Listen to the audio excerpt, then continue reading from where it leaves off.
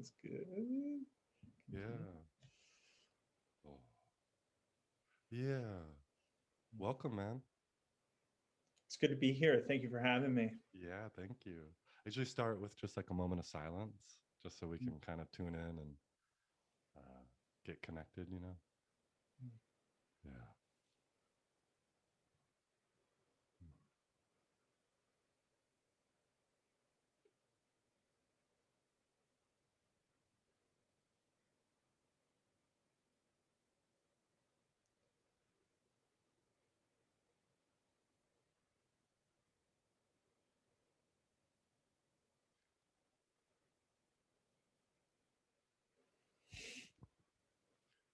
Yeah, when I was thinking about having you on, um, oh, I got a lot of tenderness right now, just as we're together.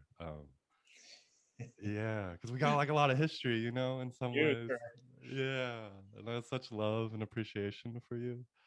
Um, and I keep remembering, like, as I'm thinking about talking to you in the last week, I keep remembering one time when we were like 19 or something, and we were driving back from surfing, Mm-hmm. and I think we had got some coffee, and you turned to me, and this is just my memory of it. You're like, you know what? I think surfing is my dharma. And I Yeah. had never heard the word dharma before. I didn't know what it was. And there was like a charge to the word when you said it. I was like, wait, like what the fuck is dharma? And I would like had no idea that like our lives would become intertwined with dharma going forward. So I just wonder like if you could speak to on some level like what dharma is for you and like what that word even means, you know? Yeah. That is a that is a profound question. I Just know, let's just fucking start with it, dude. love it. Love it. Well, there's a lot that I think folks need to be filled in on, Yeah, in yeah. terms of, you know, before I get into that question, that you and I lived together through our college years Yeah. for a number of years. Also, I think, along these lines is like you felt like one of the people that was like Sangha, my first experience of Sangha or a fellow Yeah. practitioner.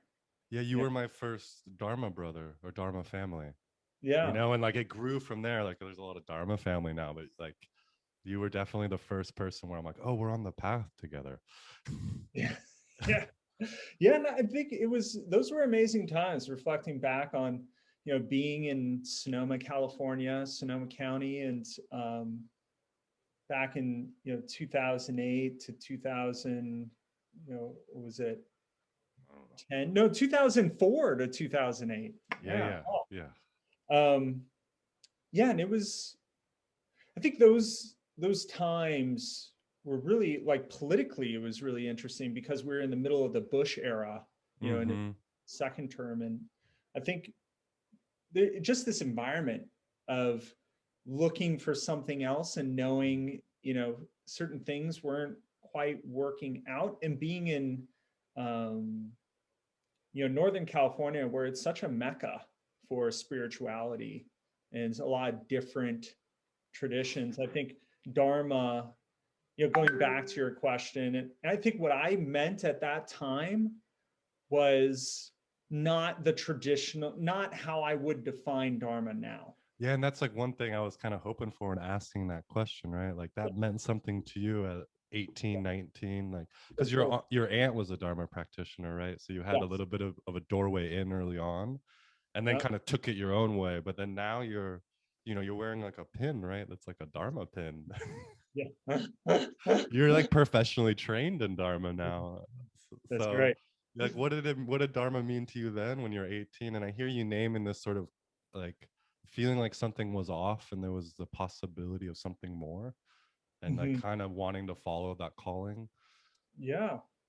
Yeah. And I think, when we were, as is true for any college student, we were exploring so much and trying to see what was out there and on that spiritual landscape.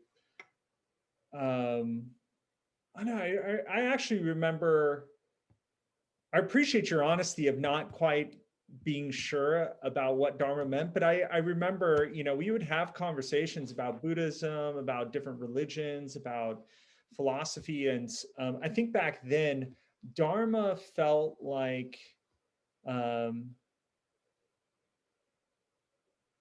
like kind of like a way to access my own heart, say. And that's still true now, for sure, in a way. But I think my understanding of what that meant was very relative. It was very based in these experiences that I think, you know, exemplified in surfing.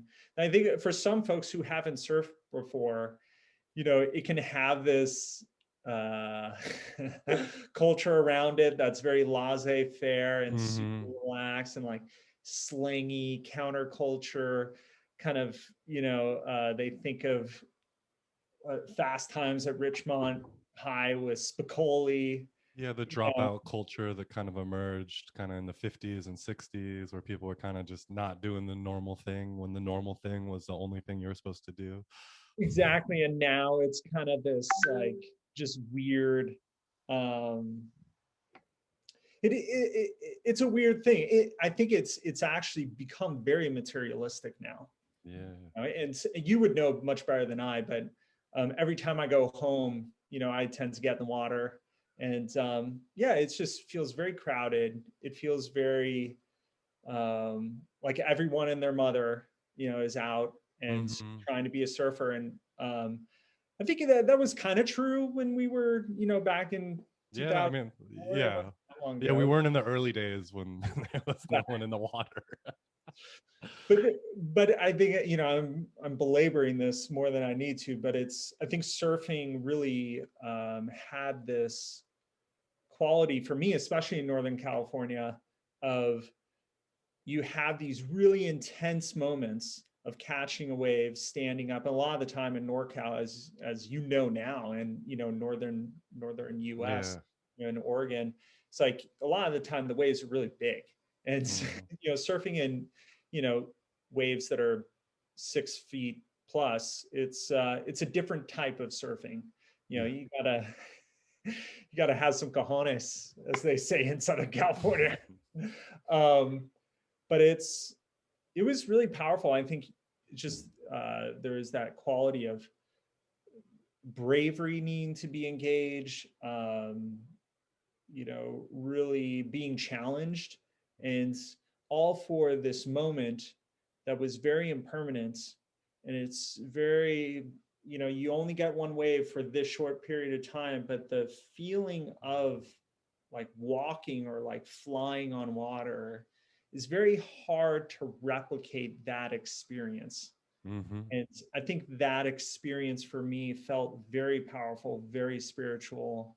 And it like connected me to something beyond um, chasing what I saw growing up, chasing, money, the dream life, just material things. And it felt like I found more meaning in those moments than, chasing after an idea of what I needed in my life or what success was.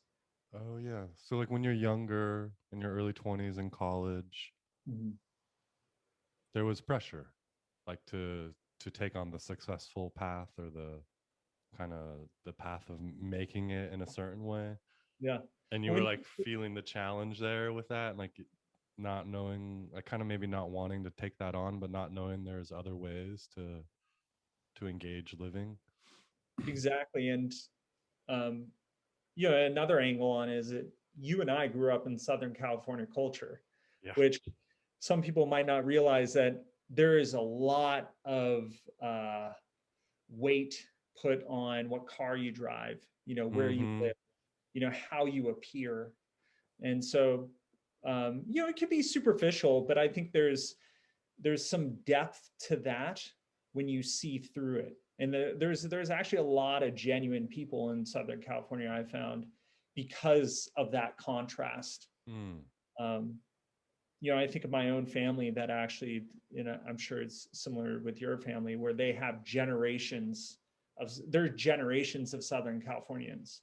You Yeah. know, they didn't just, come here from the Midwest, all of a sudden, or yeah. So a lot of my family, has a lot of history in Southern California. Actually, just an odd side note, my great grandfather was the one who um, owned the first Hass avocado tree in Orange Mm-hmm. County. Yeah, yeah, which is such a big deal, right? In California culture, the avocado and orchards and growing. Yeah, Like my own grandfather too had a fruit stand, and really. even when I was a kiddo, he still had orchards in his backyard. He would outsource them to like Sunkiss and stuff, but I would run around the sort of like tangerine and orange orchards as a kid. Oh man. Yeah, so like I think we do have like sort of deep California roots in some ways, deep colonial California roots, right? Yeah, there you go. Yeah. Yeah. So when you're describing like sort of surfing, holding these qualities of what Dharma means to you now, right? Like as you study Dharma, like what is it to you now to like after how long has it been? Like 15 years of pretty steady and serious commitment? Yeah, since 2008, I think was really when I Like, invested in yeah. meditating on a daily basis. I think when we were, living together in college at Sonoma State University, I think there was this, practice would happen, but it wasn't a daily thing, Yeah. and I remember us going to Sonoma Mountain Zen Center, and um so it was almost like those were the years of dabbling and doing the spiritual shopping. But It's yeah, a I little think, different for me because I was sitting like twice a day at that point. oh, nice. Yeah. Yeah. You don't let me speak for you. Yeah, yeah. I I kind of wasn't got. practicing as much. Yeah, yeah. But you can practice. I hear you chant in your room like Namyoho Renge Kyo, That's right. Namyoho Renge Kyo. Right. I don't remember doing it daily. Did I do it I daily? don't think so, but you I do don't it think so. sometimes. Yeah. You always had a guilt relationship that you should be doing Yeah. it. There's You would chant when we would drive. You're like, I gotta get my chanting in. Yeah.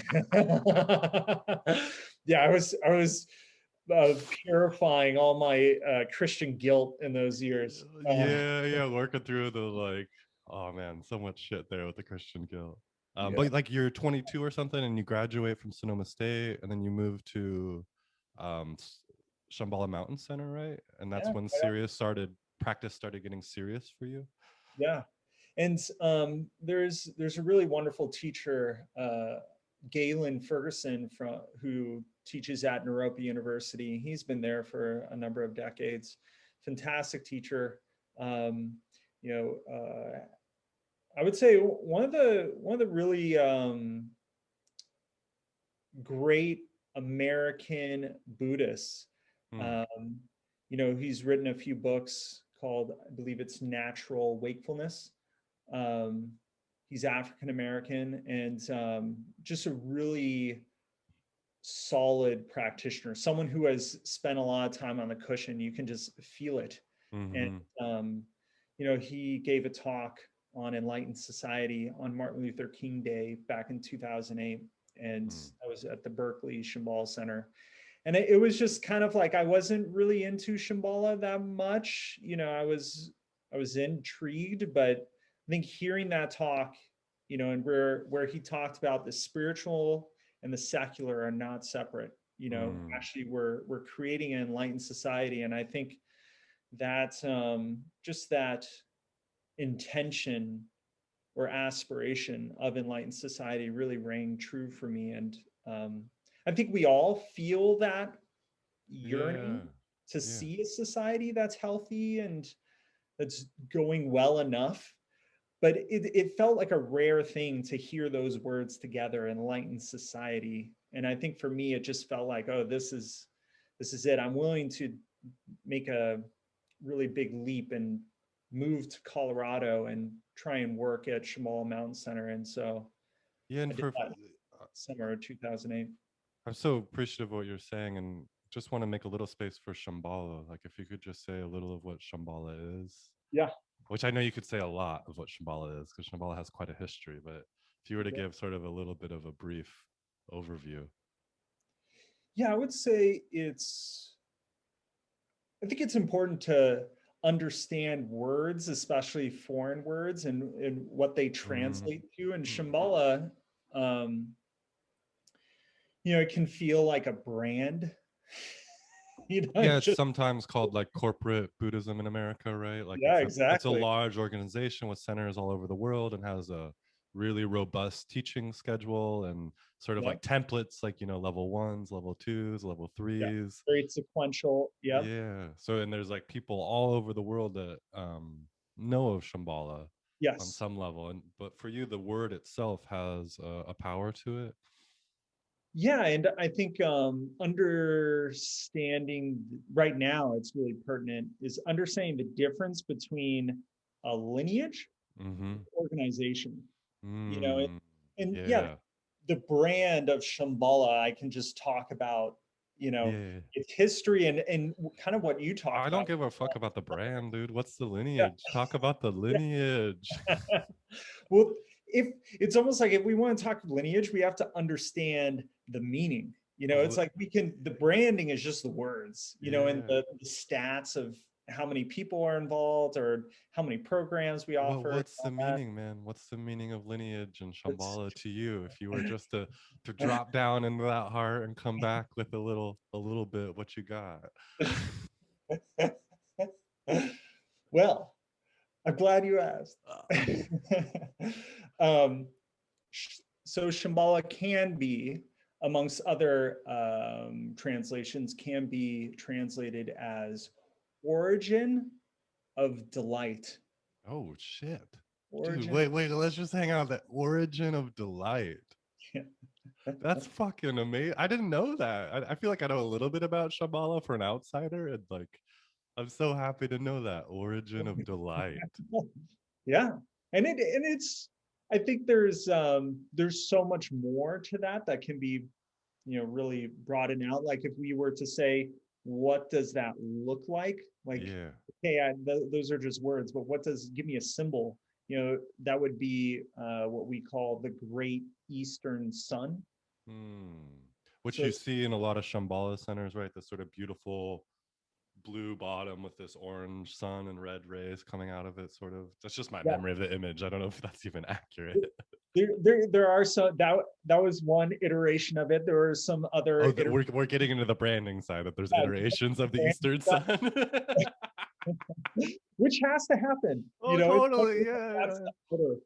And this is where I think my understand or going back to Dharma, where we can understand truth, Dharma to be translated as truth.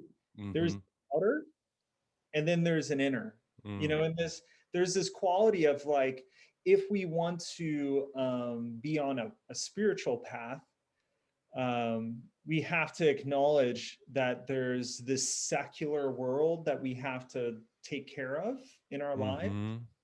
But then what is the meaning behind how we engage with our life? And I think Mm. that that's where this just the words enlightened society really struck me, because it felt like, okay, we have the spiritual enlightenment, and what does that even mean? That almost feels like a koan. you know Mm-hmm. like how to understand enlightenment is something to contemplate. It's such a charged word, right? Such a Enlightenment. large word. Like and within a Buddhist circle to say enlightenment means Yeah. one thing, but then within I'm a Zen student and you're kind of in a lineage of Tibetan Buddhism. So when we say enlightenment, it means something else. And then if you look like outside the world in the spiritual wider world, enlightenment means something else. So it's a pretty like uh it's got a lot of meanings, that word, right? Exactly. Yeah. A lot of different angles on Mm-hmm. it. Yeah. Um, and then you have society. And I think society is actually, if not just as important of a word to contemplate the meaning of, that I believe we all are contemplating what society means and what it means to be in society right now, especially with as much upheaval and chaos and challenge that we're facing right now. So it's Yeah, it's such a wonderful, delightful kind of opportunity right now on some levels mhm, that like society is this thing we usually swim in. You know what I mean? We're just like yes, sort of in it. exactly. And then we still are on some levels, but we've been removed from it in some ways, right? Like some of the things we define as society have been taken away from us, or we've been asked to stop, depending on who follows what rules. And I think when that happens, like you're able to reflect on something, right? When you're not in it so much. So we're now like able to look at like, wait, what the fuck? What is society? And like, and is it coming back? Is it gonna come back? Yeah. Like, is this society now, or is there like another one that's coming back? Yeah, it's almost like you know, it reminds me of surfing. Yeah. You know, when you start seeing the yachts, and this happened a bunch, you know, surfing in LA and Southern California, you'd see these yachts or just these boats out in the distance, and then you would notice this brown film kind of coming in, and like they're swimming in literal shit. Oh you God, they're start just you start being like, what the hell? Like, we need to take care of our oceans. Like, we need yeah. to preserve this water that is so precious. And I think we're in this right now. We have politics, we have, you know, certain institutions that are actually causing a lot of harm and pollution, like literal environmental pollution, but I think also pollution Yes. to our own sense of humanity, Yeah. that we're starting to smell it and it's like, oh, this is gross. You know, we need to start cleaning this up and caring for our water, or you could say in this case, in our life force or our humanity. Kind of interior water and exterior water, like Mhm. the substance of our lives, right? The culture we create, but also like what's inside of us and what happens when we take in our culture and how it impacts our sort of inner living water. Exactly. Yeah. Exactly. And there's how could we ever separate from that culture? How is that possible? And I think there is some of this fantasy playing out, especially with social media and a lot of technology, is that people can feel this sense of, oh, I'm separate from, I can find my crew, I can do my own thing. I don't have to be so influenced by the other. But actually, you know, I think, you know, case in point, like Donald Trump was very much a part of a reaction to the liberal Mm-hmm. side of politics. You know, Yeah. you even look, there was a moment in time we can point at and say that was when Donald Trump decided to run for presidency. And I don't know if you've seen this, but watch, I think you can find it on YouTube, of Obama insulting Donald Oh, when Trump. he's at the press conference meeting or whatever, I forgot that. It's like a dinner for press back in, I think it was Yeah, 2011. and he's like, "You'll never be president, Trump." And Trump's like, Everyone's "You'll fucking see, you'll yeah, see." and so it's also, it's like we're watching certain principles that I think as practitioners or Buddhists, you know, regardless of whether one is Zen or Theravadan or you know, Tibetan DIY. Buddhist or Shambhala, karma. Yeah. You know, it's there, and it's like one word. You know, one insult can lead to a whole series of events that, if that didn't happen, or if something else happened, like if there was a level of kindness, or even if Trump had a sense of humor, you know, maybe he wouldn't have gotten into this whole mess. No. Yeah. And like it's interesting what you're talking about to me, because like this one word, right? Or this one phrase, like one joke from Obama is Yeah. thought to spur on the president, like Trump becoming president. There's probably Yeah. more layers there, but for you too, like one phrase, enlightened society. Yes. And from a presence, right? You heard it from a teacher that held something that you saw, right? You're like, oh, he has something. I don't know quite what it is. And then this notion of enlightened society seemed like it hooked you in a way, almost not to be president, right? But to give some of your commitment to like a calling to want to bring forth sort of enlightened society through the actions of your life. Mhm. Yeah, it's beautiful. It's beautifully well said. I think that's, yeah, yeah. I feel a sense of just uh, so grateful, you know, because I think without that teaching, without that moment of Mm-hmm. Galen Ferguson on Martin Luther King Day in Berkeley. Yeah, which is a special center, right? Berkeley, a lot of history there. It's a lot of history there, a lot of, like, in terms of the world of Buddhism, a lot of magic happened there, especially for Buddhism in California and the United States. It's just amazing to me. It's like these moments in time, they're so specific and they're so like it's that whole idea, like you had to be there. I think we all have that in our lives where you can't plan on it. It just happens. And it's almost by accident, but it's kind of like that accident can change the whole direction of your life. And if I were to point at something, that was definitely the moment where I changed. And going back to what you referred to before in terms of next steps, was going to Shambhala Mountain Center, which is another very powerful place where a lot of retreats have happened since the 80s, in the context of Tibetan Buddhism, but also Shambhala. And also, it's really been a powerful center and host for a lot of spiritual traditions, in the West. That's the first day I got there, I met my wife. Oh, you met Betsy that first day? First day, she was the first person I met. Granted, I didn't like propose to her the next day. No, you didn't know that Betsy was gonna be your wife at that day, but you met her there because she was working there too. Yeah.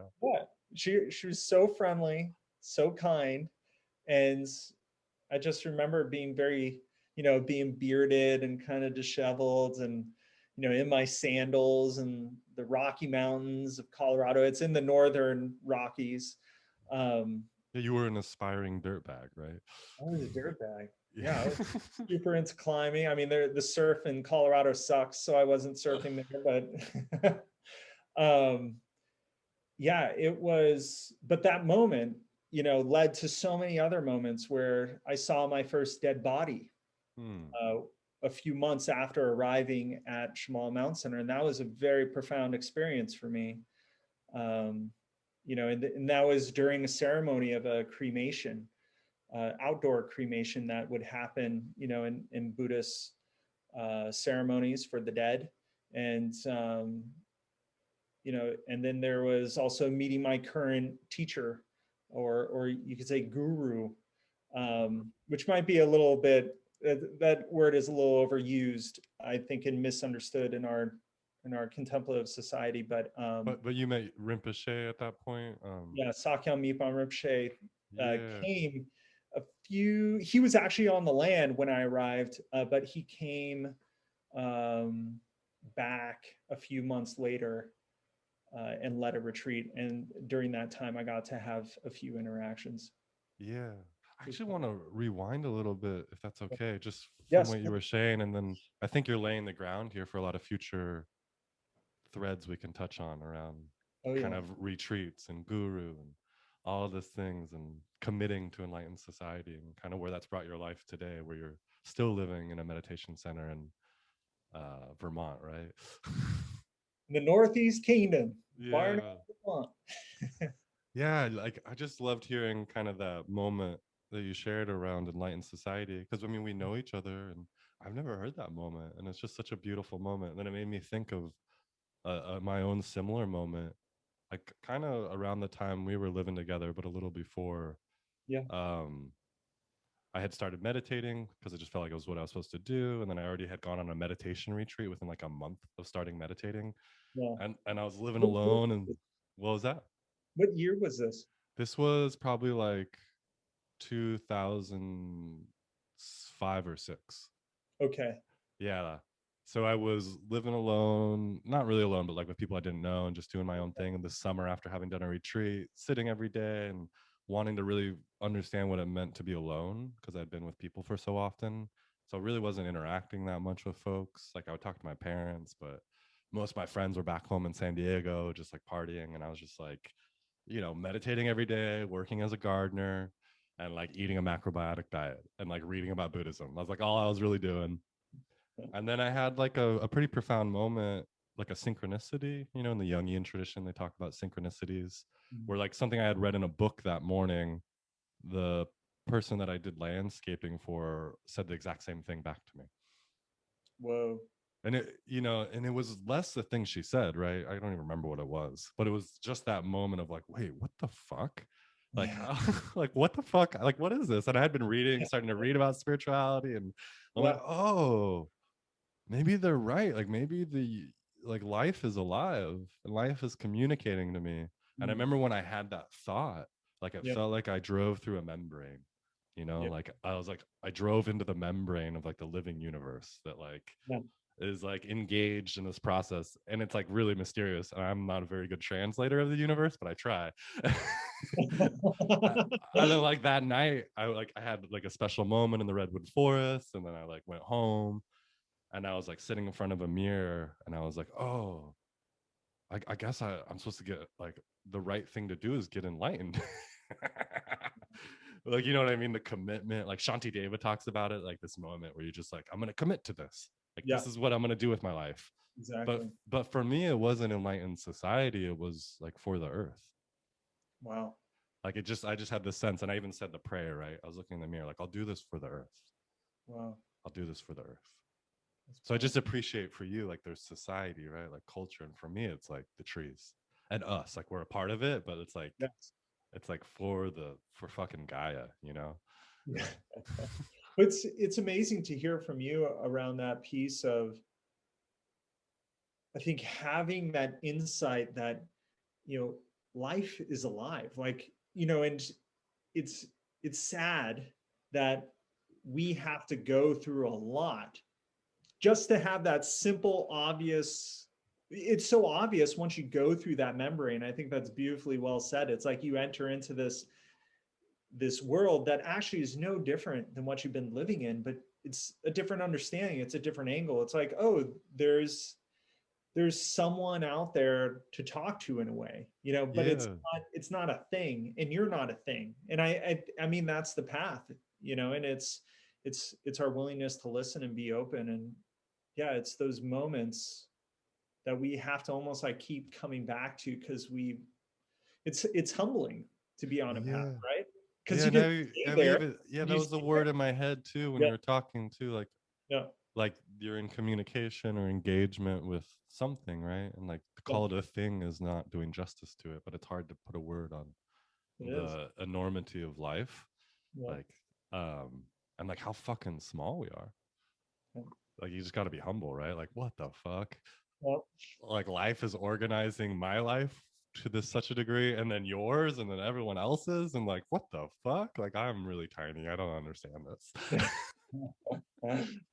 Well, I think that's why Buddhism has something to say and is going to continue to be relevant until everyone's enlightened. But it's saying that it's asking that question of like, who is the one experiencing this life? Like, who is the one like suffering? Who is the one that is having this insight? Who is it exactly? Like, where are they? And that questioning, or that willingness to look at the nature of who we are as humans, and as you were pointing out, how humbling it is to be human, especially in today's day and age. um Yeah, I love what you're saying right there. There's something in this looking inside, right? And I imagine when you're in the mountain center, like it's turning on, right? Like this, the arrow is turning towards the self, and you're like really starting to look. And then from what I understand of Shambhala, Mhm. just this really basic thing that's meant a lot to me on my own path, like not being a Shambhala light. What is a Shambhala. Shambhala? Shambhalian, um, like basic goodness.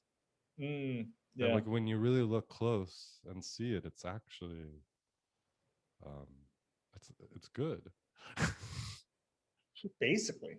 Yeah, it's like basically good, you know? Basically, You it's pretty good. gotta like go through a lot of shit to see that. Like, you know, there's a lot of other layers, but like at this core, like, you know, what's in life, like we're talking about this membrane of life helping us, is also like inside, right? Like it's right in here helping me too.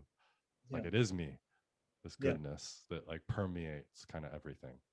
Is that an okay way of holding basic goodness? I've never had a formal teaching on it or anything. I've just heard the phrase and I'm like, I fucking love that. Oh, no, I think you, I think you're just very quickly like just like slide right into the meaning of that, that term. And I think, historically, there's been such a relationship with Zen and Shambhala, and Yeah, with uh, Suzuki Roshi and kind of Trumpa's little love affair. Not sexual, oh my goodness, just spiritual love affair. it was a very profound connection for a number of years. We actually had Suzuki Roshi on our shrines, which is Yeah. kind of a big deal. Our shrines are really really important to us. And like who's up there, like you'll have our lineage holders, Chogyam Trungpa Rinpoche, and then Sakyam Mipham Rinpoche. But while Trungpa Rinpoche was still alive, Suzuki Roshi was up there, and Trungpa Rinpoche's teachers were up there. So that's kind of like, this is who we're looking to guide us. And so I think that there's a few great books out there. Just to put a plug, Skull Cup Teacup talks about the relationship between Tibetan Buddhism and Zen Buddhism. Really powerful teachings by Trungpa Rinpoche. But it's I think basic goodness, it's those, we have an outer side of it, but then the inner. And that's honestly, that's something that I contemplate on a daily basis, and it's really like the koan principle of coming back to it, and not really like there is an exertion to really understand it, but it's almost like this surrender to the process of embodying it and living it, as something that is a constant reminder in one's life. And you could say that that's what makes you one, a practitioner, is, and especially a Shambhala practitioner, is someone who comes back to that principle constantly. Of basic goodness. Basic goodness. And like I imagine that's really connected to enlightened society in a way. And I'm wondering for you, like what you see, how you see basic goodness, like how you recognize it in yourself and in the world. And if you could just kind of hang out with it for a little while as someone that sat with it as a koan, and knowing that what you're sharing is a work in progress and not a definitive answer, but Oh just yeah, definitely not. where you're at with it, kind of even just today as we're talking. Yeah. Yeah.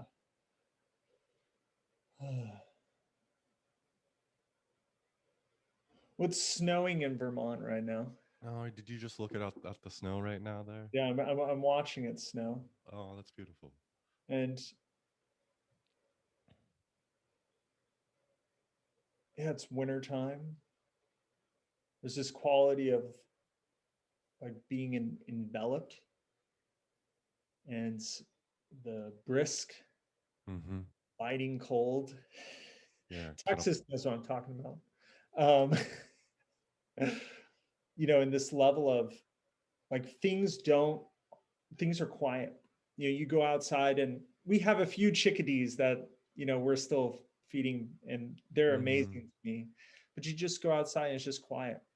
yeah. And no one is telling Vermont to be in winter. No one is going around, making sure that, oh, this place has this much snow, like this field has that much snow. Like it just happens. And I think that on an outer level, our world is just basically good. It is what it is. There doesn't need to be an explanation. There doesn't need to be a next, okay, this is why it matters. It just is. And it's out of appreciation of our world that we can connect with it. And on the flip side, in terms of being inner, we can sit and be with ourselves and taste and feel and smell and hear, and see basic goodness in a way that's not, um, it's not contrived. Like we're not trying to bring our experience to somewhere else. We're actually just slowing down enough to feel what we feel. And basic goodness is the finger pointing to the moon. It's telling us something about the nature of who we are as humans. um, and each one of us is going to have a very intimate and powerful relationship with that. And it's not to say that I think our tradition of Shambhala Buddhism, or the lineage of that, is, we're not saying that, oh, we're the only ones who have it because we coined the term. It's like, no, we're actually looking at this as there are many traditions, many different, historically, countless numbers of humans that have touched in with this principle. And there's different words for it, for sure. But I think this is why lineage matters, is we have a common, language. We have we have places, we have groups of people, we have teachings, Practices. practices, we have teachers and lineage holders, and their successors, that are going to can propagate these teachings that allow us very quick access to that. And Yeah, those glimpses, or those pointing outs, or those sustained efforts that allow access to the recognition of basic goodness. exactly. So I And have a question here, man, and I don't think I'm gonna get it out very well, but I'm gonna try to be succinct. yeah, So let me know if you can feel the question, yes, Um, so we're both therapists, right? yes, we are. And so I've in the past I've taught graduate school counseling, and I kind of will Yes. sometimes talk a lot of shit on Freud, because Yeah. Freud builds in, and playfully, Freud's great, did a lot of good things, Yeah. but he builds in this assumption of basic wrongness, that Hmm. there's something inherently wrong with us. Hmm. And like Christian tradition can point to that too. And Hmm. we can look out at the world and we can maybe feel and see that. Like, what if we're basically good? Why is this the manifest reality we're living in? And Yeah. like, and then also for myself, like as a therapist, and just looking at the world, like it seems people are really scared of themselves. Like people will have music playing all the time, or a TV on, and the thought of silence and being with themselves scares them. Mhm. And like the period when someone goes to sleep, right, is often the most difficult for someone, Yeah. because that moment where there's no more input from the world around and they just have to be with themselves. And like even for myself, right, I don't want to just point the finger outward. Like Yeah. there are definite days, and they happen frequently, where like I don't feel comfortable in myself. Mhm. Like I feel like there's something wrong, and it's this very like basic pre-verbal core thing. Mhm. But if I sit, right, it falls away. Mhm. Like it falls away pretty quickly, and I'm really grateful for that. Like I think that's the Yeah. benefit of sitting over a long time, is just like I sit down and like I have no memory of thinking there was something wrong with me. Like it's just gone. And I wonder if you could just speak to like the complexity and layers here, both around the world that we see, and like if it is basically good, what the fuck, right? I mean, we're already talking about Trump in here. Yep. And then also this sort of like sense of being afraid of what's inside of us, that there's something inside of us we don't want to see. And Yeah. if it is basically good, why are we turning away? And like, please take that wherever you want. I said a lot there, and just, yeah. It's a great question. You're pointing to um,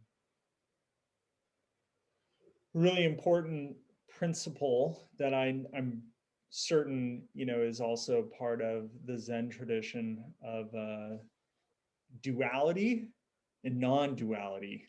Yeah, like What that? relative absolute, or just Yeah, different exactly. ways. Relative Yeah. and absolute. Like what's that's the conundrum, and that's I think the quick answer is there is no conceptual answer. Concept will not resolve this Hmm. issue. So that's where practice and personal experience is placed at a very high um, high value compared to a conceptual explanation.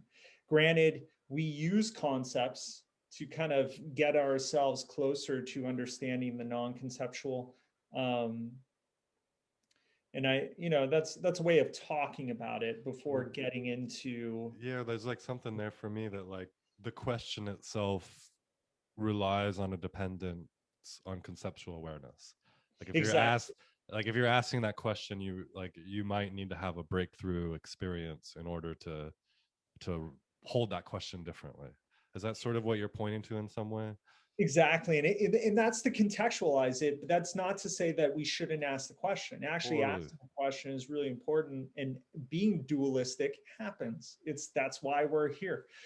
That's what samsara is. And some people don't know that term, but samsara you can easily define and easily see in your world as this cycle of suffering that we tend to always come back to no matter what we do or try. There's some level of like, it's just not quite right.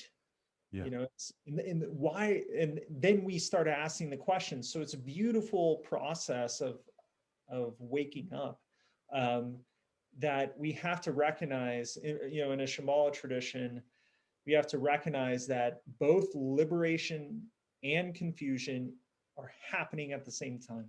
Mm. It's not a you get one or the other, or it's like you resolve confusion and then liberation rises. It's like they're happening at the same time. Mm. The confidence with which we hold that reality and of just being human and in our basic goodness is being a warrior, because of the bravery necessary to face that truth.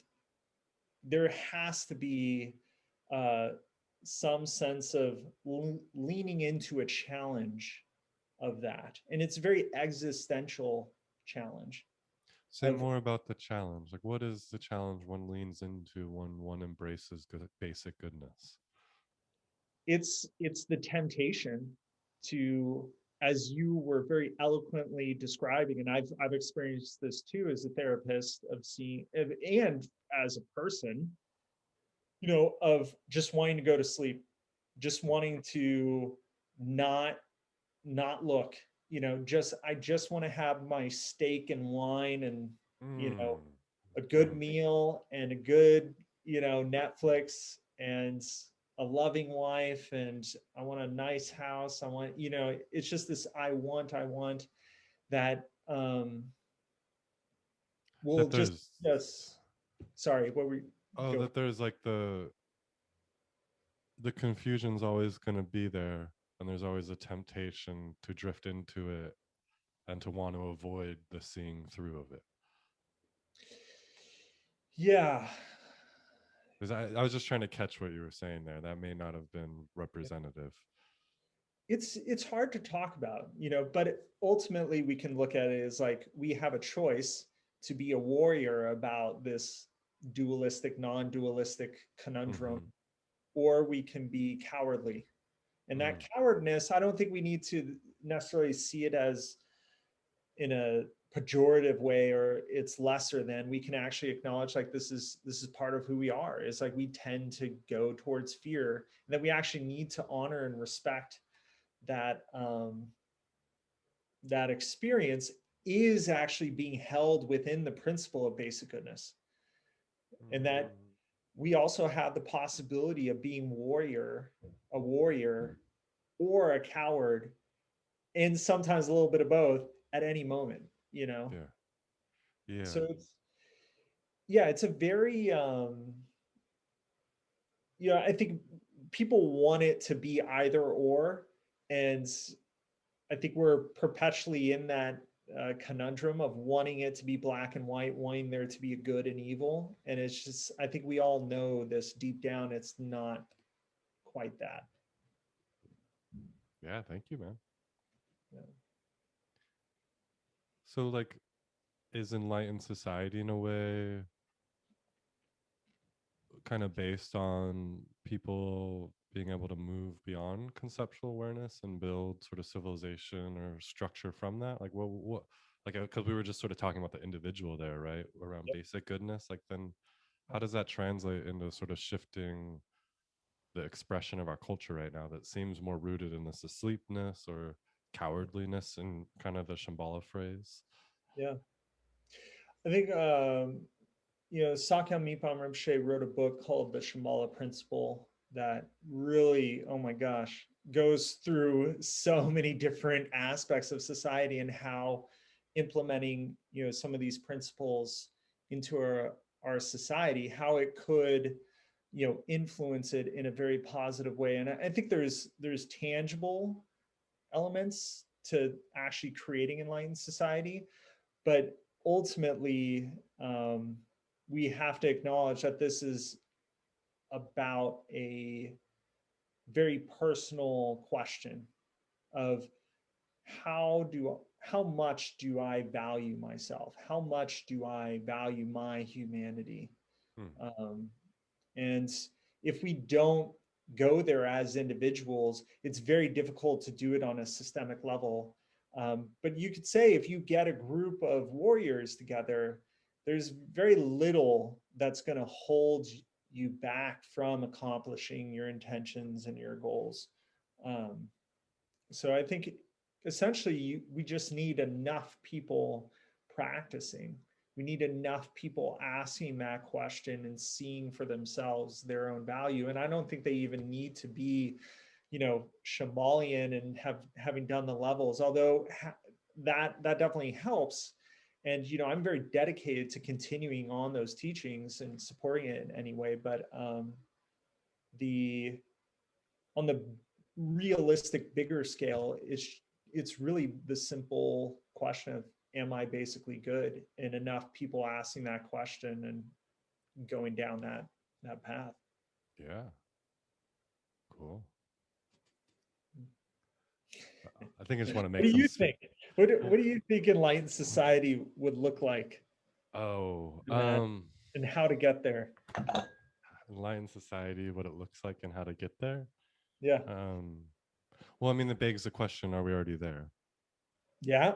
There you Right? go. Like there's sort of a non-dualistic framework to come from, right? Like, who are Yep. we to think that this isn't enlightened society playing out right now? Which I kind of lean towards that a little bit, Oh like yeah. that like best not me define this as not enlightened. Yeah. Like, who am I to say that, that like life is doing it wrong? Yeah. uh but on another level, right, like it's very painful to look at the world and it hurts. Mhm. um and like for me, enlightened society, I think based on what we were talking about earlier, right, our different sort of doorways in is like recognizing that the earth is the one that is shaping our experience, Mm, not just like in this ecological resource way, but like that the yeah. earth is a living presence that is trying to help us to be part of the family of life. Yeah. And until we embrace that on some level, that like we are part of earth and that like we have a role on earth, like we're here for a reason. Like I read this book recently that like the about the complex nature of viruses. And Mm, like this guy gave an example. I'm not a scientist, I don't know how accurate this is, but he gave this example of like a new tribe of primates moved into an area. yeah. So a virus transformed, I think it was like a hepatitis virus, transformed to basically take out the primates that were coming in to take over the area. And then once they were sort of brought down enough where they were no longer a threat, the virus transformed back into the more benign hepatitis, which this guy uses as an example of like the complex nature of viruses and managing the environmental sphere. And Yeah. when I read that, right, if it's true or not, I just had this like inner sense of like, oh, like we're still here for a reason. Yeah. Like we would get wiped out if we weren't here for a reason. So like, what the fuck is our reason? Like why? Like we really have to remember what our reason is, Yeah. and it's ours. Only we know it because we're like the humans. So we Yeah. have to like, and each individual, right, has to look inside. Like, why do I live? Yeah. What's my dharma, right? What's my offering? Yeah. What's the thing in me that is part of the web of life? And then I think as a whole, we need to like, what is our role? Like, what Yeah. are we actually doing here? And I think those questions might like move us in an arc where like it's a little happier, a little more joyous, you know, a little less shitty, Yeah, hopefully. yeah. Well, I think you talk about it beautifully, in a way where we have a purpose here, and that we're so interconnected with the earth Yeah. that it's yeah, thinking of it as something separate from us is part of the issue. That we're it's like owning our um uh inseparability. Like, how could there be an earth separate from humanity? Like, it's just not Yeah. fathomable. Or an enlightened society separate from me or Yeah, separate from you. yeah, yeah. And really, what is enlightenment? We come back to that. Like, what does that exactly mean? And I think really what it means is, in a certain way, we're removing the obstacles. So it's removing obstacles and also bringing out and enriching uh, our inherent qualities. And you're touching on bodhicitta here a bit, right? A little bit. It actually goes to, it's a translation of enlightenment or senge, or Uh-huh. I'm sorry, Buddha, in Tibetan. Oh yeah. So senge means, I think sen is like obstacles, or you could say in this case removing, and then ge is like to make bigger or to like enrich. Yeah. And like I think right now, like in a way, you're naming practice, right? Like like Yeah, but we could take it to the scale of society. I think you were well, touching. I think more I wanted to touch on like practice and the role Yeah, that practice has in sort of helping us to see yeah, our basic goodness, live our basic goodness, and like maybe if definitely. you could even if we could go back a moment to like the mountain center Hmm. and the intensification of practice and like Oh yeah, what practice has been through you over the last decade or so, right? Which I imagine there's arcs and a lot that goes on there. And like if you could just tell a little bit of a story of your own practice life and what sure. you see practice being, just for yourself and maybe for others as someone that teaches at times. Yeah, Yeah. happy to. Yeah, uh, I would say one common thread that has been true, is um, shamatha in Sanskrit. It means peaceful abiding. Mm-hmm. There's also an element of uh, mindfulness,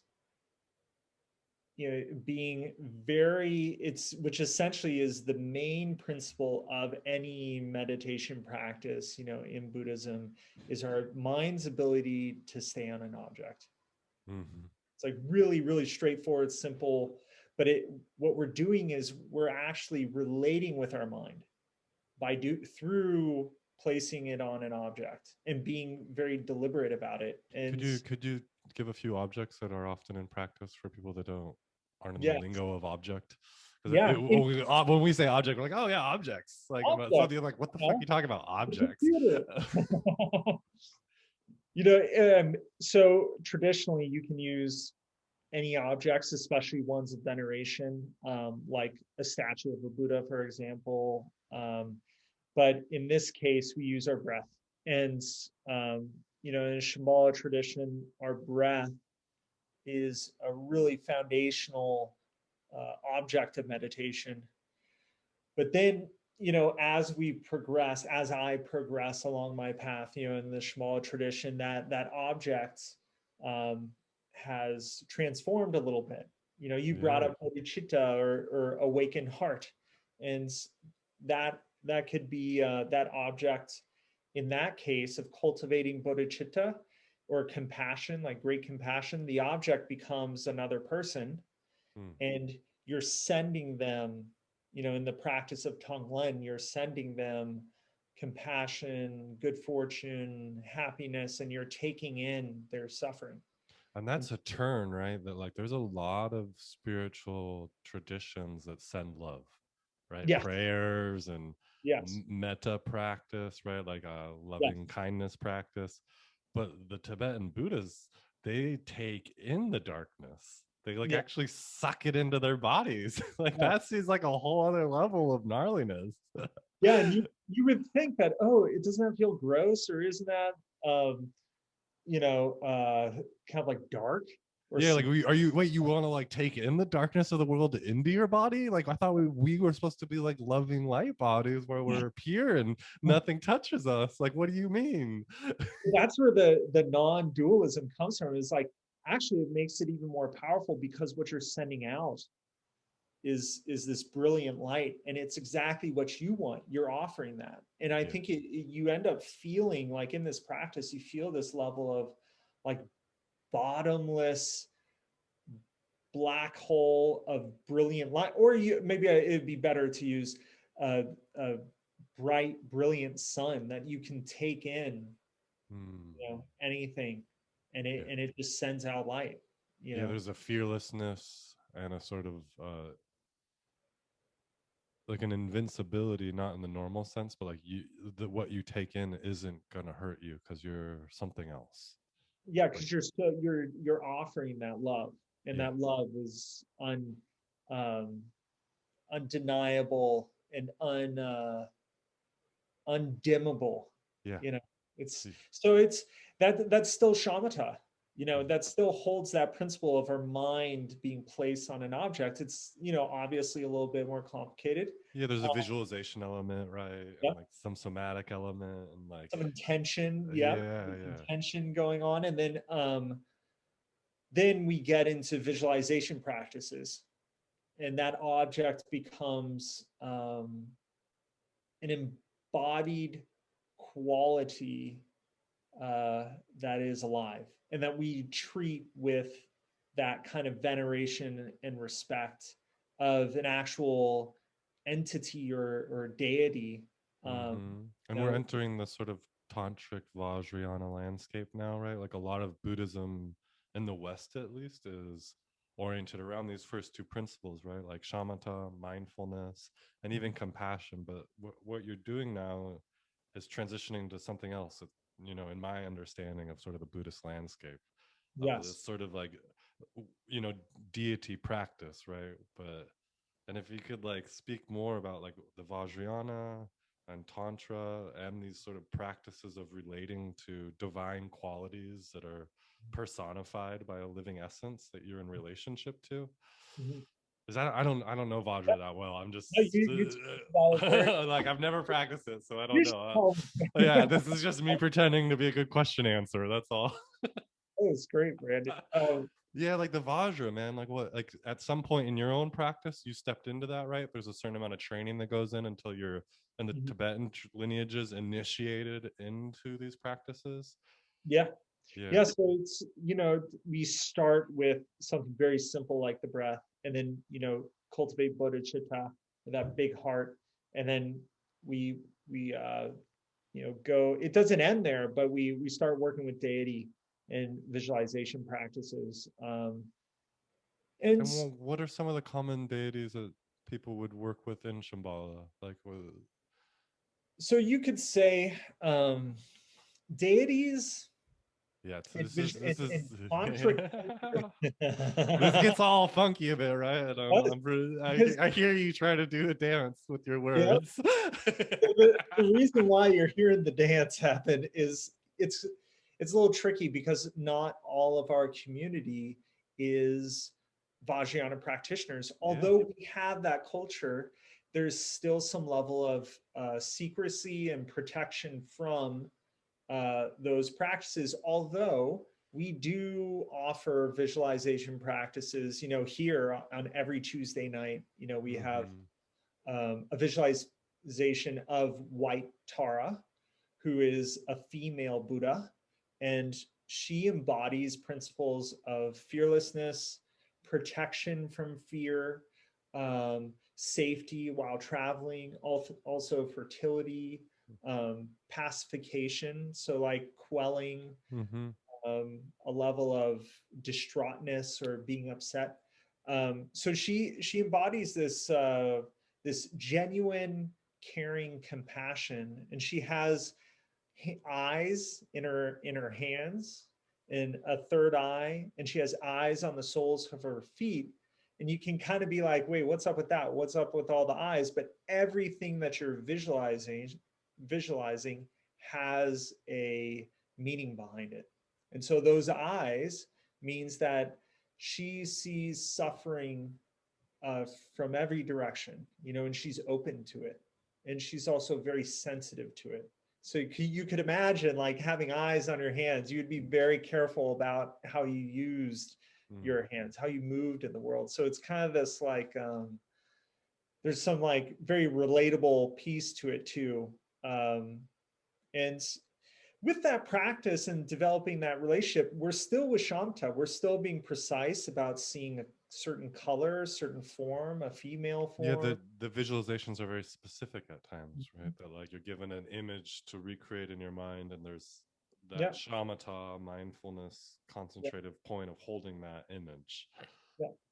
Yeah, and there's a level of secrecy with it because it's very easy to, from a dualistic point of view, start misunderstanding what's happening, and what you're doing, and Yeah. to make it in the principle of emptiness that you're cultivating actually in the Mahayana, or the larger vehicle, which is associated with the practice of bodhicitta or Tonglen.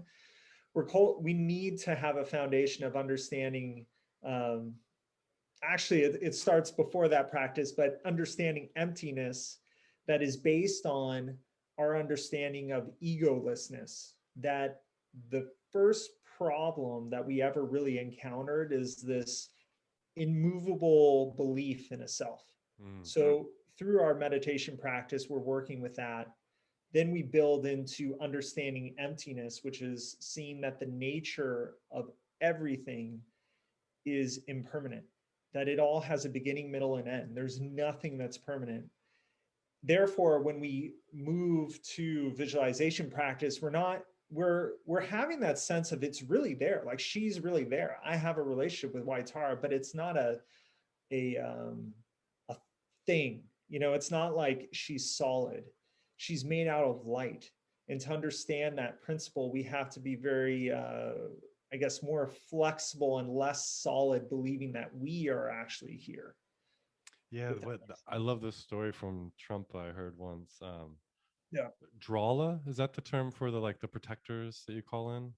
You, a little bit different than protectors. That there's very specific, but Drala, Yeah. that means above the enemy. Okay, and you can do the stick in the ground. What's that one where you put the stick in the ground and then that ceremony? Oh, but Oh, are you talking about the smoke offering, the Lawsongs? no, never mind. Anyway, so this was You're talking about him finding water. no. Let me go back. Okay, sorry. I lost it there. I'm not going to give the details. I don't know the details that well, but it's a story that means a lot to me. Oh, Western dude goes up to Trump, right? And it wasn't deities, but let's say it was deities. He's like, what's the deal with all the deities? Like, why are we worshiping deities? Like, everything's empty. Like, what the fuck? Yeah, You know? And all Trump says to him is like, they're just as real as you are. exactly. Exactly. Which for a lot of people would be like, oh, that's so weird. Yeah. Such a trippy, you know, weird, they must be dropping acid or something. Yeah. Yeah, But but I felt that captures what you're saying there, that the ego is not a solid thing. The deity is not necessarily a solid thing, but yeah, they're also expressing themselves and very a part of the dynamic quality of life. yeah. And we have to prepare a lot to a lot of To practice relate to the prepare deity, like you to need to prepare your body mind to be able to be in relationship in a way. yeah, and really it is not possible from our perspective. Yeah. From my humble perspective, it is not possible to have a relationship with a deity without a relationship with a guru. It's Hmm. just, you can relate to deities, and we have people relate to deities, but that's within the context of other practitioners that have a relationship with a guru. But it's that principle is really important in order to be able to relate with these entities that are embodying awakenment. So the guru has a vital function in having a Critical. participatory relationship with these deities. Like what is the guru relationship for you? You know, you or Shambhala, and like how is that connected to deity practice or tantric practice? It's a great question. It's so this is where we could spend hours. Oh yeah. We're just skimming the Yeah, surface, right? skimming the Skimming surface. the surface. So that's a Hopefully with a little bit of depth though on the surface. yeah, But of yeah. course. I'll try and give it to you straight as much as I can. Granted, a lot of this is supposed to be, secret, in that Yeah, like once you get initiated onto a certain level in Tibetan Buddhism, you're not supposed to talk about it, right? yes, and Yeah. or maybe talking about it in this way is okay-ish. Like there's certain things I just won't get into, but talking about it in a like I'm initiating you would not be appropriate, Because you are not a guru. because I am not a guru. So the guru, what is the guru for you? It's sort of Yeah. function and its connection to tantric practice. So this is where mandala principle, which has been used in other traditions, as well as Carl Jung utilized, Yeah. had a relationship with it, and he saw a lot of profound insight from that principle of having a center Mm-hmm. and a fringe. So that's what it translates to: is you have a center and a fringe, and um, there's it's almost like having a carousel. You have to have a central point, or anything that spins. You have to have a central point in order for that spinning to be possible. And just like you can look at our solar system, that is a mandala principle. We all revolve around the sun. Mm-hmm. So the guru, it's it's important to understand they are holding that center seat. It's not you. And it's not your deity that you're relating with. Actually, you are relating with your guru through the form of the deity. So it becomes, your guru is your reference point for your entire path, that they are showing you the way forward on your path. And it's very intimate, it's very intense, and it's merciless. There's no It's very dangerous because it's easy to misunderstand things. It's also very intense in that you could be asked to do things that are not comfortable and that are not what you want to be doing. Granted, I am very fortunate to have a very kind guru who's not being like, oh, you should come and spend 3 months in Nepal, studying and practicing. But it, there is this relationship of ultimate, complete trust in your guru to show you the way to enlightenment. And it flies in the face of our democratic and individualistic Western world, and it's very Eastern, and they have their own, because of that relationship, or that principle. There have been times when it's gotten really complicated, when certain gurus There can be a perceived misconduct or real or misconduct, misconduct, like actual definite misconduct. Yeah. I just want to name one thing. It's not that uncommon, right? This notion of the gatekeeper to the divine. Like, that's it. Yes, like yes. that in the Catholic Church, right? Like, and in The a lot Pope, of the Christian church, the Pope or yeah, your priest, right? Like that this notion that like, there are these gatekeepers is pretty common. But yeah, there's this element I'm hearing from like the guru relationship of trust and surrender yes, as primary activities one engages in to seek fruition on the path of enlightenment.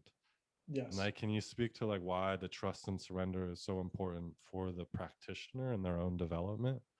That's a great question, Brandon. You're on point, man. Yeah, and I think that this is where a lot of folks get hung up is it becomes this like it's inconvenient, but it's this really you're placing any little piece of the ego that was left over from all your preliminaries to get to this point, you're putting that under a microscope, and there's this level of you're not able to decide how your path goes. You're being asked to do certain practices a certain amount of time. So there's practices called nundro that prepare you for um, your main deity practice. So nundro is this preliminary practice. A lot of people you'll do chants around it, contemplations of karma, samsara, birth, old age, sickness, and death, suffering, um, and virtue, like cultivating a life of virtue, and as well as, contemplating our precious human birth, like how miraculous it is to be born as a human and to That me and you are having a Dharma talk, talking about Dharma together through yeah, Zoom on other parts of the fucking country in different times. And well, like, what the fuck? How does this happen? Right? Like, a lot just take that in a little bit. yeah. Yeah. Yeah, and so there's these we're being asked to do these certain practices that are, it's still shamatha. Like we're still talking about our mind being placed on an object, but it's of this like it's of a deity. We even visualize, or it's of we're having a relationship with the deity that is essentially embodied by your guru. So your guru is you could say the guru is emanating this deity for you to work with to realize, further compassion, like with White Tara, or um, potency and power, like in Padmasambhava. He's very popular within Tibetan Buddhism.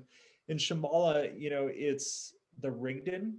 Mm-hmm. So the Rigden principle is the holder of the family. It's also the monarch principle, so the king principle of a kingdom. And there's a level of intelligence, fearlessness, and gentleness, of genuine warriorship that the Rigden embodies. And so that's in terms of what you do once you have a relationship with the Sakyong, as their student, and you've gone through a ceremony, you are empowered to do this practice based on the authority of your teacher and your relationship with the teacher, who not only has a relationship with you directly, but also has a relationship with this this deity. Yeah. And so it's it's almost like whenever you practice, it's not like your guru is out there somewhere. It's like the guru principle lines up, everything lines up. There can be like a metaphor around electricity here, right? That there's Yes. sort of currents, and like your guru has more access to that current.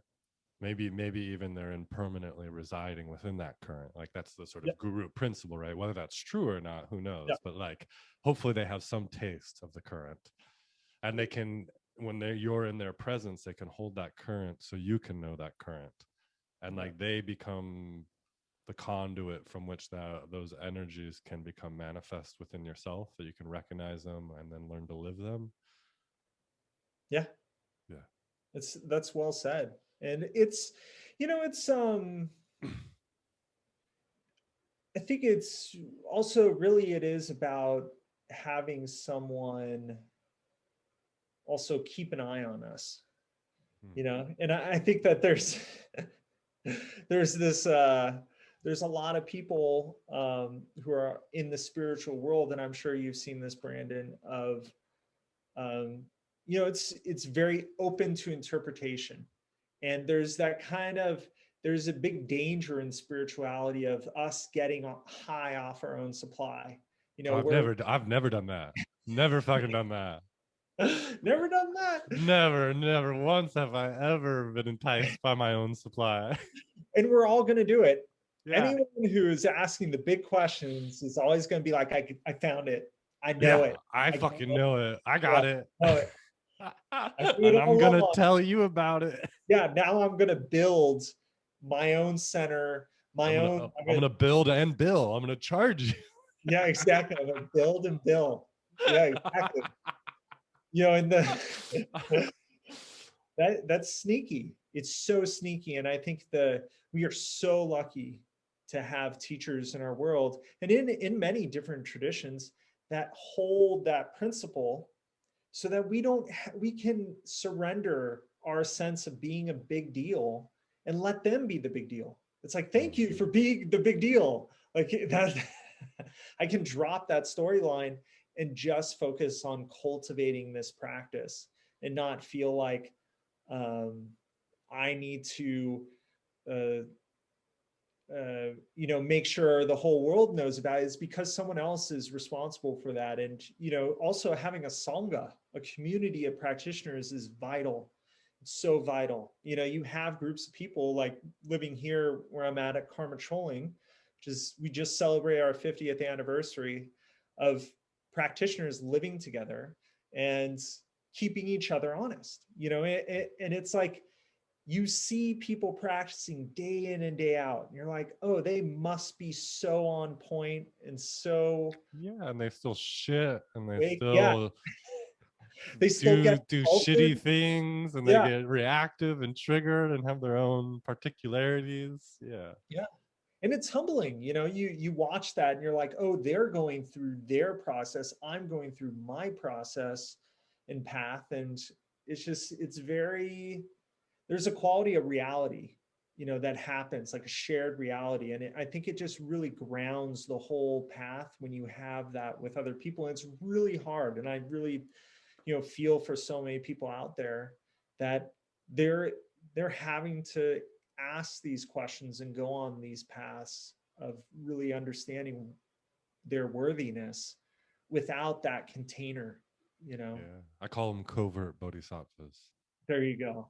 That they're Yeah, just out there doing their thing, going to work, and no one knows that they're actually just trying to be a bodhisattva, while they're an accountant or a true. mom, and they're just walking down the street. Everyone thinks they're bought into the game, you know, they're Yeah. totally hooked to the game, but really it's being a bodhisattva for them. And I think there's so many sort of covert bodhisattvas out there that don't, you know, live in a practice community. And Yeah. I just want to give a shout out to them. Thank you for doing that. I'm sure you have plenty that you work with. Yeah, sometimes. Yeah, but like, so when you're talking about the guru principle and like the sort of relationship between Zen and Tibetan Buddhism at time, Yes. I relate to the schedule, right? Within a Zen center. And I've never been a resident. I've always been always lived at home, but I'll go on week-long meditation retreats pretty regularly. And there's just a relentless schedule. You wake up at 4:30. By 5:15 you're meditating, and everything is precise. You're like sitting down at that time, the bell rings at that time, you get up, you walk for 10 minutes, you sit back down, you do that for hours, you eat a meal. Everything's timed, and like it doesn't fucking matter what you want to do. Like you do the schedule. You Yep, just do the fucking schedule. that's right. And like it brings up all the cackles, right? All the I don't want to is I prefer this. What about that? Am I doing it good enough? Do I look as good as him? Like all these things sort of get flared up. And it sounds like in a way that the guru principle is this mechanism of flaring up ourselves, where you can see yourself with more clarity. Mhm. Yeah, And that they're probably good at it. And like exactly. they're supposed to be somewhat difficult people historically, like they push your buttons a little bit on purpose. In some cases, yes. You Not know, all of not all of them, because some of them are sweet and loving, but there's stories of very rascally gurus, right? so I mean, Trump Rinpoche was that to a T, and you know, there's a lot of times he had to work with some unruly students. You know, there was a time when, um, There's a lot of pot smoking happening back in the 70s, and Trump Wait, in the appreciated. 70s? Only in the Yeah, it actually, it's funny. I think after this moment, it's Oh yeah, he was addressing the cannabis consumption in the community. I yeah. didn't mean to interrupt. Please continue. He's like, everybody come over to my place. He was living in Boulder, Colorado at the time. He invited all his students, a lot of his students who were pot smokers, to come and bring their marijuana. And so they had used, I think they only smoked with Trump Rinpoche, but I understand he's done psychedelics and some other things as well. He tried I've some heard of it. I've heard some stories. Yeah, and so they all come expecting, like, oh, we're gonna do this great Tibetan smoke out with this Yeah, we're gonna our get some guru, stony guru practice. and then he just takes all the pot and he's like, we're burning delusion, and just Yeah. over and over again. And that, I think that at that point, that's when I think things settled a little bit in terms of the pot smoking. And although other substances were imbibed in, I think pot Yeah, smoking. he did love his alcohol, right? He didn't burn his alcohol. We still have alcohol here at Karma Trolling. We're definitely not partying down. I think we use it very judiciously, but I have a Buddhist mentor, and I don't want to out him right now, but like we talk a lot about cannabis consumption and like yeah. how alcohol is really sort of acceptable in Buddhist communities at times. Like I would get drunk with people after a meditation retreat, and that was like the practice in the Zen community was at to have some wine, you know. Yeah. But like no one talks about smoking weed, and it's like why is one acceptable over the other? And like I don't know, you know, like it I seems think like Trump challenged one but not the other enough. yeah. Well, what what do you think? Why do you think that is? I don't know. I mean, Community. you, there. I was thinking of this. I went snowboarding yesterday. I don't go very often, and I had brought a spliff, a little bit of tobacco and weed for like during at some point, and it was gone. Like it had just disappeared, like out of the place I put it. And I was like, "Oh, the guru took my spliff because right now, like, it was Trump burning it, like burned delusion." Because I was like, "Oh, I felt a little clenching in my stomach, like, oh, I wanted that."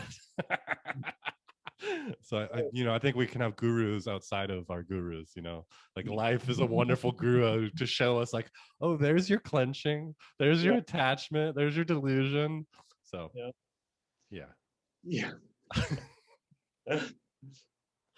Well, to answer my question. What's the specificity of your question? Why do you think alcohol is so accepted in the Zen community? Yeah, I don't know, and maybe it's not. I've been at other centers, and Yeah. I mean, I've even heard it recommended that like after retreat you drink, Yeah. so you don't make a big deal out of it. I see. Don't turn your retreat into something special. Just wash it away. You Yeah. know, and now people recommend wholesome practice. You know, to go raking and clean your Yeah. house and stuff to integrate it, but Yeah. I don't know. I mean, there is this relationship, it seems, to many people that are identified as enlightened masters that are alcoholics by Western standards. And I don't know what the connection is there, but I imagine there is something in that why people that are advanced in practice are also drawn to alcohol consumption or even other substance use. So, Yeah. yeah. Yeah. And using substances, in order to have spiritual experiences, there's a level of that, those having a lot of History. correlation or relationship, There's a long history of humans long using history. Yeah. substances for spiritual experiences. Yeah. Yeah. And you could argue that it's natural.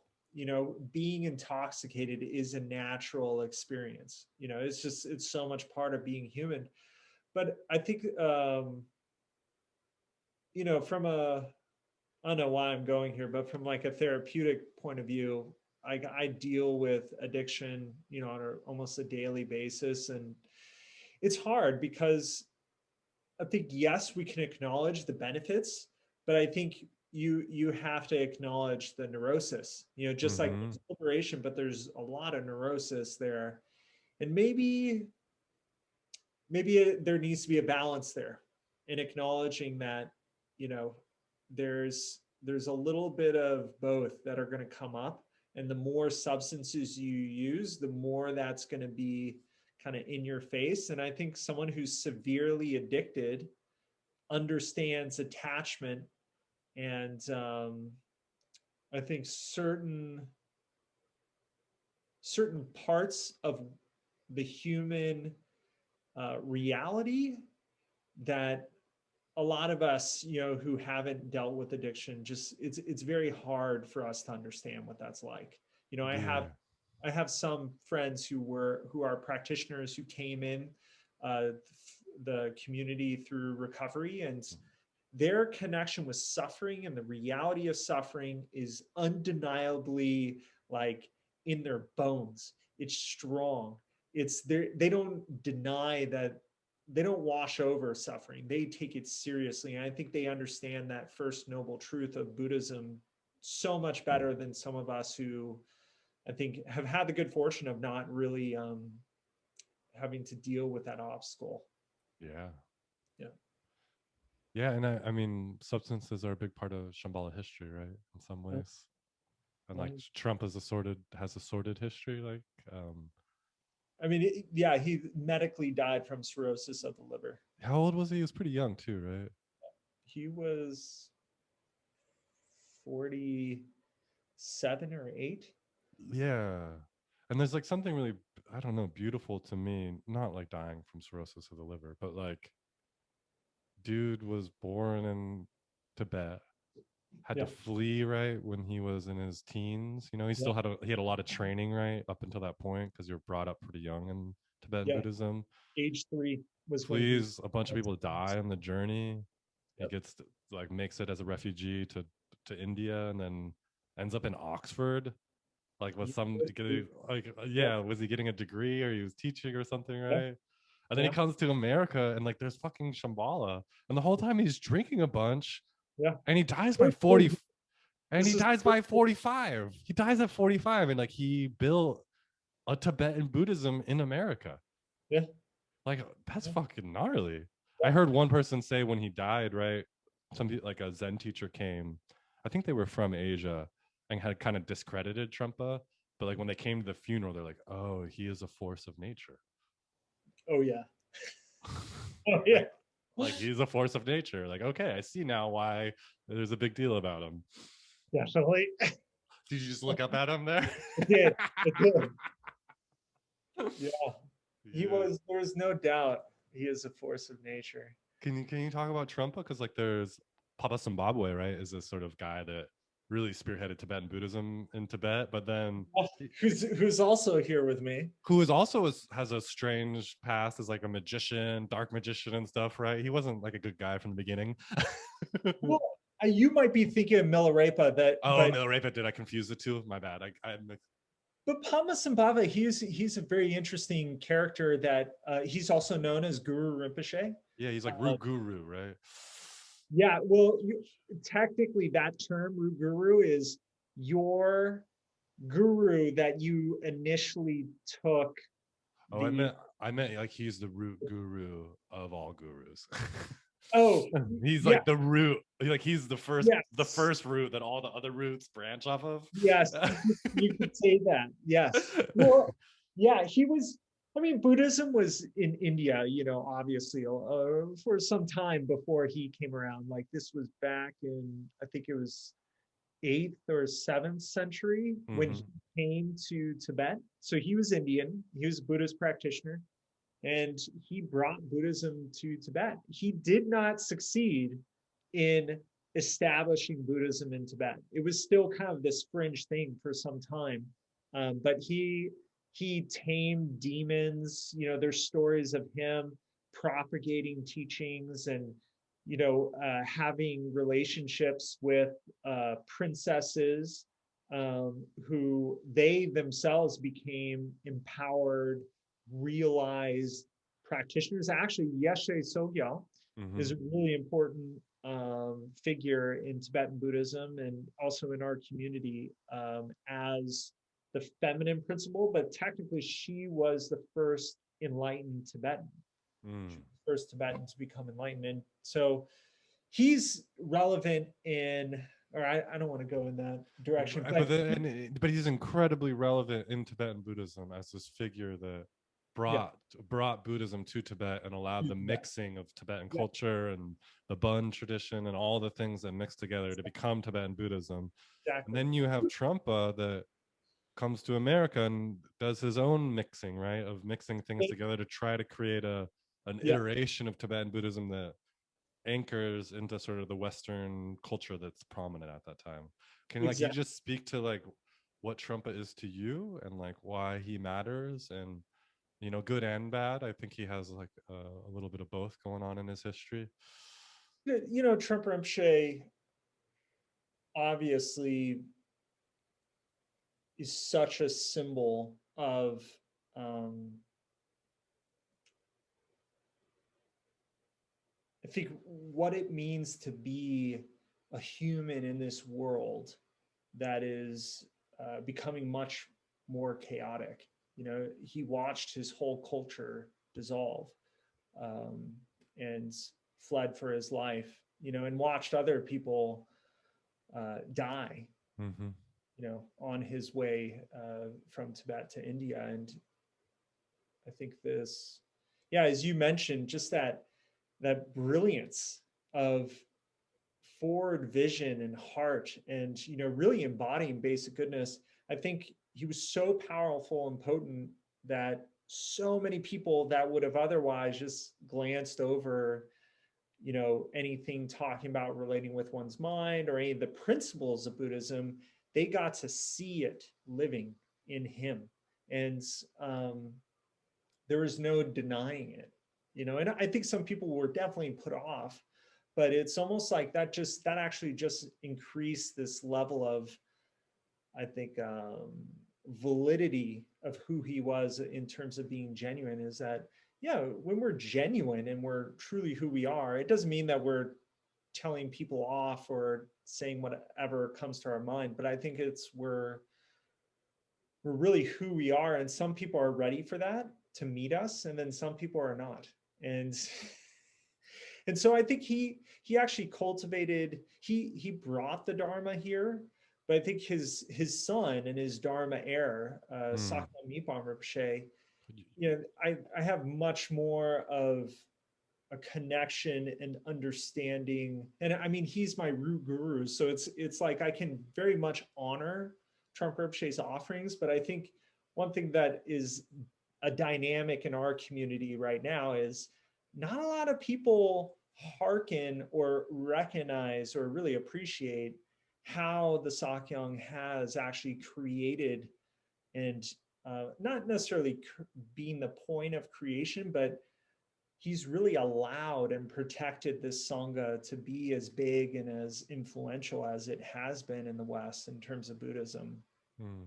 Yeah, that you have a real affinity for your guru and what he does in maintaining and refining and holding kind of Shambhala currently. Yeah. Yeah. And right now, I mean, we're in an interesting place that we could probably talk about later, but Yeah, man, and I don't think we'll get to that challenge today. We won't get to that today, maybe, because I don't know. I don't want to just make this about that. the bad, right? But there is a complicated undergoings in the Shambhala community in the last couple of Oh, years, right? And and you it, can and Google it and you can find out about it. And it totally goes back to this, what you were talking about earlier with enlightened society. Like, aren't we there already? And I think it's the same thing with Shambhala on a smaller scale. It's not society, but it's like, aren't we just right where we need to be already? Like, and so there's more to say about that. But I think acknowledging that, the Sakyong grew up in a refugee camp. mm, He was born in India, actually at Bodh Gaya. His mother, Lady Kunchak, who I've had a relationship with before a number of years, she passed away in 2019. But she was just an amazing practitioner, very strong. She was a nun. Her relationship with Trungpa Rinpoche is very fascinating. Um, I would recommend looking at that at some point. See if you can find that story. It's somewhere on the web. But she did a pilgrimage all over India to many of the sacred, holy Buddhist sites, and she gave birth at Bodh Gaya, where the Buddha attained enlightenment. And um, the Sakyong grew up in a very challenged situation. He was asked to come to Samye Ling, which was a retreat center in Scotland, and so he came to Scotland. And this was around the time when Trungpa Rinpoche came to the West and was really moving forward with being part of, or bringing Buddhism to the West, and coming to here, Barnet, Vermont, to a farmhouse that some of his students bought. But the Sakyong was kept at Samye Ling almost like as a political pawn, with the other Tibetan Buddhist teacher. Is it Akon Rinpoche, or I forget his name, but another Rinpoche. Yeah, he and Trungpa Rinpoche had this split, and so he was kind of holding the Sakyong as like, hey, you got to listen to what I'm telling you to do. Like people were trying to keep Trungpa in line, kind of maintaining more affinity or allegiance with more certain Tibetan Buddhist lineages. So they kept his son to keep him in line. Exactly. And this was around the time when Trungpa Rinpoche was disrobed and married a 16-year-old English woman, Diana, who's known now as Lady Diana Mukpo. And so obviously any of us would be like, this guy's nuts. He's crazy. What's going on? I mean, we know the end of that story, but I think his son, he really wanted his son to come to the US and be part of him bringing Buddhism to Tibet. And which is a huge part of Tibetan Buddhism, right? That the lineage is often handed down from parent to child sometimes, like sometimes in certain lineages, like more kind of householder lineages. Yeah, not all of them. And I think it's really up to the lineage holder how that happens. And Trungpa Rinpoche really started the Shambhala Buddhist lineage. You could say that it's heavily influenced by Tibetan Buddhism, and has a really strong connection, but it's not the same. It's its own thing, right? It has certain teachings that came to Trungpa Rinpoche here in the West, and so it has actually its roots here in America, North America. And I think one thing I just want to highlight, right, is a lot of people have an idea of Buddhism. Yeah. And I think just through us talking a bit, like there's some Buddhism that's like really fucking weird. It's not. I get it. And yeah, like not in a bad way, but there's like deities, and there's like, there's all these things that are happening in Buddhism that, like, in the West, when we talk about Buddhism, it's like mindfulness and like counting your breath or whatever. But it's like, oh no, like Buddhism is this crazy, huge canvas of religion, and like whatever you think religion is, Buddhism's probably got some of it going on in it. Oh, totally. And it's not this sort of like modernist, perfected, sort of rational religion. No. And there's this what's happening right now, I think, in Zen communities, but definitely is happening to a degree. But here, in Shambhala Buddhism, we are an example of Buddhism landing and acculturating a Western culture, and really marrying that. So it's, the Sakyong, I think, as a teacher, he created this element of the West and the East starting to come together, especially in the 90s and the early aughts, of how to understand Shambhala Buddhism as not just this like Buddhism light, where it's like, hey, if Tibetan Buddhism is a little too much for you, and the whole like, do you want to dip your toe into Tibetan Buddhism? You could check out Shambhala and then get a real guru somewhere else. It was kind of like this. How do we make money? There's a little bit of some people acting like that and misunderstanding, but the Sakyong has such and he really worked with his father a lot, and you can read this in Shambhala Principle. It's based on the Sakyong's conversations with his father. Some of these principles of how to bring enlightened society about, and that there's actually a lot of integrity with our teachings that Trungpa Rinpoche really unveiled, and the Sakyong is actually has written, I don't know, maybe like 20, maybe 30 plus texts. A lot of them are restricted. Some of them are um, withheld, like they're not available You can't to get them on anyone. Amazon.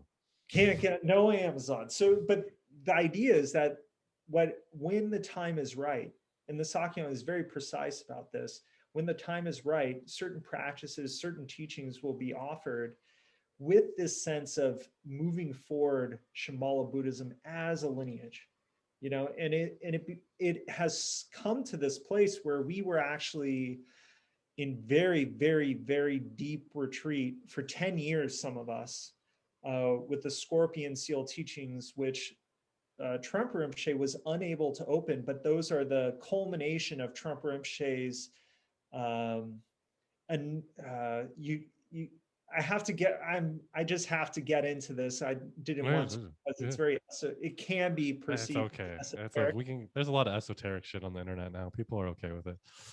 terma, terma. Terma, yeah, Terma. So terma, treasure teachings. These Yeah, treasure teachings, you could say, are were our originate from Padmasambhava, mm-hmm. and there's a whole culture around it in Tibetan Buddhism where there are teratons who find these teachings. So Yeah. Like some of it them were hidden in caves, right? And people find them, exactly, but some actually find them within themselves, and they write them out yes, too. within the Like mind. what we call in Western mind, like channeling or something like Yeah, that sometimes. But it's in yes, Tibetan Buddhism, it's not channeling, it's terma, and it's considered very part of the history of Tibetan Buddhism. yeah, and it's the in certain situations, and especially is true in our situation, Trungpa Rinpoche was a Teretan that brought down Shambhala Terma, which are a collection of texts that can be read, very like it has this feeling or the readability of poetry, but it's very instructional. You could say it's the essential instructions in order to create enlightened society. Mm. So at the seminal, you could say his peak instructions, he was unable to offer the practices, and there was a retreat, so he was unable to open that retreat during his lifetime. So Mm. there was a hiatus of So decades. he was building a foundation of something that he saw fruition in his mind, or it was given to him a fruition would be more accurate to probably his perspective. That Exactly. he was given a fruition that he was bringing forth, and Yeah, he was not able to realize that in his life. But Sakyong maintains that vision and is opening up aspects of it as the Shambhala evolves. Is that catching it a little bit? I'm just trying to catch it. yeah, Okay. yeah, exactly. And to be more specific about it and making a connection to what we were talking about with Tantra, is that the Sakyong has essentially empowered the Rigden as the central deity of our community of Shambhala Buddhism. Whereas before, the central deity that you would see on our shrines for the most part was Vajradhara, which is connected with Kagyu Buddhism or Tibetan Buddhism. It makes And me almost just think of, and not in like a real direct way, but yeah, like in certain Catholic traditions where Mother Mary is almost held as the most important yes, figure. That like in religions, these figures can change and move around in different cultures or different times. Will hold them with different esteem, and like exactly. Shambhala right now, Rigden is this principle that seems most central to what's happening for you, for your culture, like your religious culture of Shambhala. That's Exactly. yeah. And I know Exactly. we're getting to time. I want to honor your time, brother. Oh, we had so much fun. Yeah. Is it just two little things, right? Like any last things you just want to share that are just here for you? I know we've kind of ranged around. Is there just anything left unfinished or anything you just want to name from your heart too, that feels important? Yeah, I really appreciated sitting down and talking with you. It's been wonderful. I was a little skeptical that we would be able to fill this much time, but I Uh, felt like oh yeah, we have to end it right now, right? we're We have not, to we're stop. We not, have to. We we're have out to of time. stop ourselves. Yeah. But yeah, Yeah. thank you for doing this. I'm really, I've listened to these podcasts and really enjoy it. And I think you're asking some really great questions and interviewing some really interesting people. And Well, yeah. yeah, Thank you for coming on, brother. I mean, I so appreciate you as keep up the like good my work. first Dharma brother. So thank you for coming on. And for folks that want to dive into Shambhala, what would you recommend if they're kind of curious or interested? I would say, starting with the Shambhala Principle, that Mm, can be a really good place to get a feel for where Shambhala is at. And, Shambhala Sacred Path of the Warrior is a great one. But also, just go to shambhala.org, see where there's a local center. And, you know, a lot of stuff is online. So yeah, just go yeah, to their websites, and you could go to our website, karmatrolling.org, and join us for evening sitting yeah. every Just like zoom in every night. just Yeah, Zoom in I'll every put a night. link for that on the show notes. Okay, Cool. okay, brother. Thank you so much for doing this. Appreciate you. Thank Yeah, you. thank you. Yeah, yeah. It's delightful.